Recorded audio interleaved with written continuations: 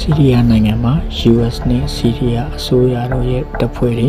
ကင်းလင်းနေချိန်အတောအတွင်းမှာတိုက်ခိုက်မှုတစ်ခုဖြစ်ပွားသွားခဲ့ပါတယ်ဒီတိုက်ခိုက်မှုမှာတော့အမေရိကန်စစ်သည်2ဦးကြာရှုံးပြီးတော့စစ်သည်3ဦးကတော့ဒဏ်ရာရရှိခဲ့ပါတယ်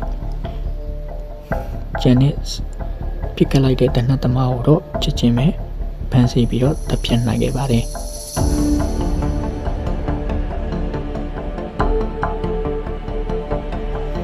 ဒဏ်ရာရတဲ့စစ်သည်2ဦး3ဦးကိုတော့ဟယ်လီကော်ပတာနဲ့တောင်ဘက်ဆီးရီးယားသို့ခေါ်ဆောင်သွားတယ်လို့သိရှိရပါတယ်